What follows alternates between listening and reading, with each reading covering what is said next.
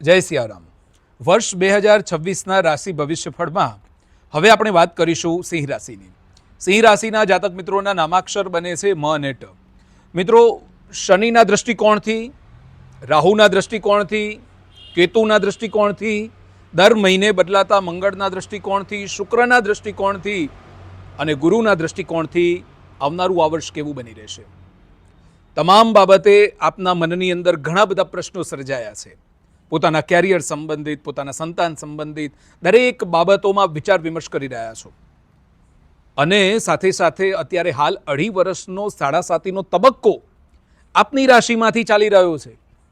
તો આ જે 2.5 વર્ષનો તબક્કો છે, સાથે સાથે દરેકે દરેક ગ્રહના જે ગોચર છે, આ તમામ બાબતે 2026નું વર્ષ જે છે આપના માટે કેવું બનશે એ સંબંધે આપણે ચર્ચા કરી રહ્યા છીએ।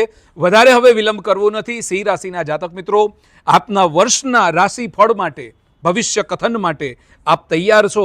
અને ખાસ કરીને આપણે સિંહ રાશિના જાતક મિત્રોના જ્યારે ફળકથનની વાત કરીએ તો શરૂઆત કરીશું આપના વ્યવસાયના દૃષ્ટિકોણથી। વ્યવસાયની દ્રષ્ટિએ વર્ષના પ્રારંભથી જ આ વર્ષ આપના માટે સામાન્ય બનશે। વર્ષનો પ્રારંભિક તબક્કો છે એ નિરાશાજનક બની શકે છે। સાથે જ રાહુના ગોચરની પરિસ્થિતિ, શનિના ગોચરની પરિસ્થિતિ, શનિના નક્ષત્રોની જે પરિસ્થિતિ છે એ બાબતે આપ ચિંતિત રહી શકો છો। ઘણા બધા સંઘર્ષનો સામનો કરવો પડે। બની શકે છે કે કેટલીક રાખેલી જે મિટિંગ હોય, કેટલાક પ્રોજેક્ટ્સ હોય એ અધ વચ્ચે અટકી શકે છે। પોતાના ભાગીદારો સાથે મતભેદ થઈ શકે છે। જેના ઉપર આપને પૂર્ણ ભરોસો હતો, બની શકે કે આ વર્ષ દરમિયાન એ ભરોસા ઉપર એ વ્યક્તિ ખરો ન પણ ઉતરી શકે। એટલે આ વર્ષ દરમિયાન વ્યવસાય દૃષ્ટિકોણથી સિંહ રાશિના જાતક મિત્રો માટે મધ્યમ બની રહેશે। સાથે જ વર્ષના મધ્યભાગ પછીની જો વાત કરવામાં આવે તો વેપાર ઉદ્યોગમાં થોડી ઘણી ગતિ આવશે, પણ ક્યાંક ને ક્યાંક દગો મળે, ક્યાંક ને ક્યાંક અવિશ્વાસ સર્જાય, જેનાથી પુનઃ પાછી જેવી હતી એવી સ્થિતિનું નિર્માણ એ અવશ્ય થશે। સાથે જ ખાસ કરીને આંખો બંધ કરીને કોઈના ઉપર ભરોસો ન કરવો, આંખો બંધ કરી અને કોઈના ભરોસે વ્યવસાય ન કરવો, સિંહ રાશિના જાતક મિત્રો માટે આ ખાસ સલાહ બને છે। ખાસ વાત કરી આપના ધન અને સંપત્તિની, સ્થાવર અને જંગમ મિલકતની, તો આ વર્ષ દરમિયાન કોર્ટ કચેરી, કેસ, કાવા, દાવા આ બધું આપને સ્વીકારવું પડશે। ન વિચાર્યું હોય એવી કોર્ટની બાબતો સામે જ્યારે આવીને ઊભી રહેશે ત્યારે કેટલીક સમસ્યાઓમાં વધારો થશે। વાહન ચલાવતી વખતે જો ધ્યાન નહીં રાખો તો અકસ્માત ઇત્યાદિના યોગ પણ બની શકે છે। કેટલીક નાની મોટી સર્જરી કરાવી હશે, એમાં ક્યાંક બની શકે કે ક્યાંક મુશ્કેલીનું સર્જન થઈ પણ શકે છે। એકંદરે એવું કહી શકાય કે આ વર્ષ દરમિયાન આપનો જે આર્થિક દૃષ્ટિકોણ છે એ દૃષ્ટિકોણ થોડો ઘણો ખોરવાતો જશે। જે કોઈ પ્લાનિંગ કરેલા હશે, જે કોઈ નિર્ધારિત આયોજનો કર્યા હશે, એમાં સફળતા ન પણ મળી શકે। સાથે જ આ વર્ષ દરમિયાન આપે જે કોઈ ધન સંબંધિત વિચાર વિમર્શ કર્યા છે, જ્યાં રોકાણ કર્યા છે, ત્યાં થોડી સાવધાની રાખવી, થોડોક વિચાર વિમર્શ કર્યા પછી આગળ જવું। કોઈ પણ બાબત હોય, કોઈ પણ કોર્ટ કેસ હોય, કોઈ પણ કાગળ હોય, એમાં વિચાર્યા વગર સહી ન કરવાની ખાસ સલાહ આપવામાં આવે છે। સાથે જ વાત કરીશું આપના પારિવારિક અને સામાજિક દૃષ્ટિકોણની। મિત્રો, પરિવારના હૂંફના કારણે તમે કેટલાય સમયથી ઊભા છો। પરિવારનો સહયોગ, પરિવારનો સપોર્ટ, ભાઈ બહેનનો સપોર્ટ જો આપને ન હોત તો બની શકે છે કે આપની મુશ્કેલીમાં વધારો થાત। આપની અર્ધાંગિનીનો સપોર્ટ પણ આપના માટે સૌથી શ્રેષ્ઠ બનેલો છે। એટલે આપ જે કોઈ કાર્ય કરવા માગો છો એ પરિપૂર્ણ થઈ શકે છે।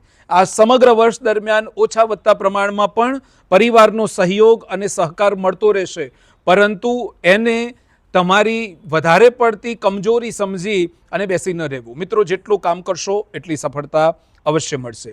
જો સામાજિક દૃષ્ટિકોણની વાત કરવામાં આવે તો સામાજિક રીતે આપનું પદ થોડું નીચું ઉતરતું હોય એવું આપને લાગશે। આપને સામાજિક દૃષ્ટિકોણથી ક્યાંક થોડા ઘણા અવગણનાપણનો સામનો કરવો પડી શકે છે। કેટલીક ટીકાઓનો સામનો કરવો પડી શકે છે। આપે વિચાર્યા વગર જે કોઈ બાબતના જો નિર્ણય લીધા હશે એ નિર્ણયોમાં પણ એનું ફળ ભોગવવા માટે આપે તૈયાર રહેવું પડશે। એટલે પારિવારિક અને સામાજિક દૃષ્ટિકોણથી આવનારું જે વર્ષ છે એ મધ્યમ ફળદાયી બનશે। વાત કરીશું આપના સંતાન સંબંધની। સંતાન સંબંધની જો વાત કરવામાં આવે તો આ વર્ષ આપના માટે અનુકૂળ બનશે।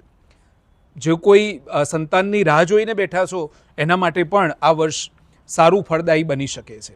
સાથે જ પોતાના બાળકોની, પોતાના દીકરા દીકરીઓની ખૂબ પ્રશંસા તમારા મોઢે કરવી આ વર્ષ દરમિયાન હિતાવહ રહેશે નહીં. એનું કારણ છે કે એના કારણે બાળકની માનસિકતા ઉપર વિપરીત અસર પડી શકે છે. પોતાનું બાળક પ્રગતિ કરતું હશે એ નિશ્ચિત વાત છે. પોતાનું સંતાન જ્યારે પ્રગતિ કરે છે ત્યારે મા બાપને વધારે પડતો આનંદ થાય છે.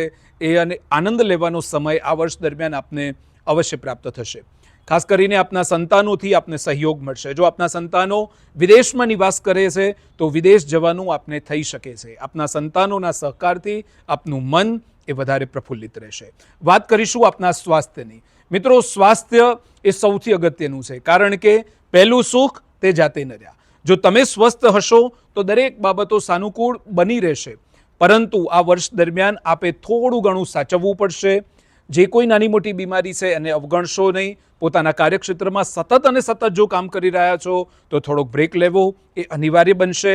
સાથે સાથે જ જે કોઈ ટેન્શન છે, જે કોઈ ચિંતા છે, જે કોઈ દ્વિધા છે, જે બાબતે વધારે થોડું વધારે ચિંતા કરો છો એમાં થોડુંક બની શકે કે થોડુંક વિરામ લેવો.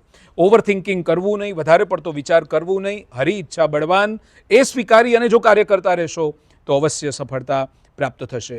વાત કરીએ વિદ્યાર્થી મિત્રોની. વિદ્યાર્થી મિત્રો માટે આ વર્ષ સંઘર્ષવાળું બનશે. જેટલી તૈયારી કરી છે બની શકે કે એટલી તૈયારી આપના માટે ઓછી પડે. જ્યાં પણ જશો, જે કોઈ બાબતો તમારા માટે તમે વિચારી હશે એ બની શકે કે સફળતા ન પણ મળે. તો વિદ્યાર્થી મિત્રોએ આ વર્ષ દરમિયાન ખૂબ ધીરજ રાખવાની છે. બની શકે એટલી મહેનત કરવાની છે. બની શકે એટલા શોર્ટકટને આપણે નિવારવાના છે. ખૂબ ડીપમાં મહેનત કરશો એનું પરિણામ આજ નહીં તો કાલ અવશ્ય આવશે. સાથે જ આપણે વાત કરીએ કોમ્પિટિટિવ એક્ઝામની.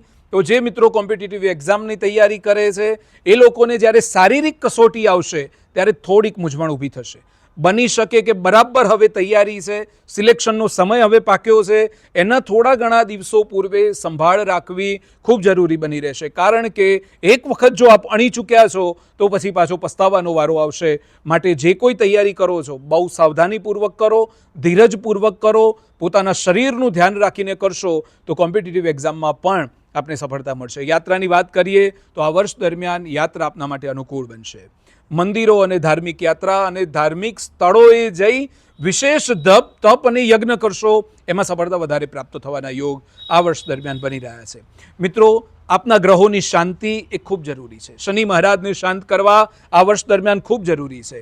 વિશેષ ઉપાયની વાત કરવામાં આવે, કારણ કે સિંહ રાશિના જાતક મિત્રો છેલ્લા 1 વર્ષથી ખૂબ હેરાન છો, ખૂબ પરેશાન છો. કેટલીક મુશ્કેલીઓનો સામનો આવ્યા કરે છે. શારીરિક સુખ પ્રાપ્ત થતું નથી. આ તમામ બાબતોના નિવારણ માટે જો ઉપાયની વાત કરવામાં આવે તો એક સરળ ઉપાય આપનું જીવન બદલી શકે છે.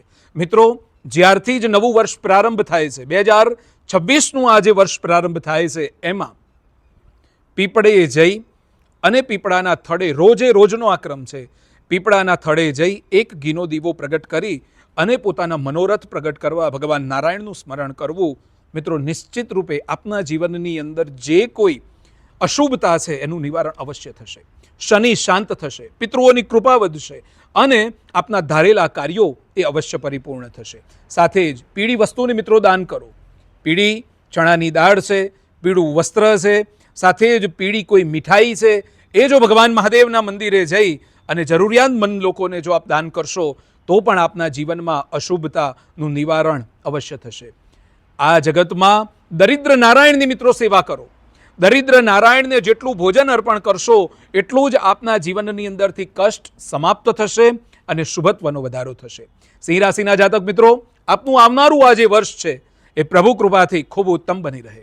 આવનારા વર્ષે આપના જીવનની તમામ અશુભતાનો અંત આવે અને ભગવાન મહાકાલની કૃપા દ્રષ્ટિ આપના અને આપના પરિવાર પર હંમેશા માટે બની રહે એવી જ પ્રાર્થના સાથે આપ સૌ દર્શક મિત્રોને જય સિયારામ, જય મહાકાલ.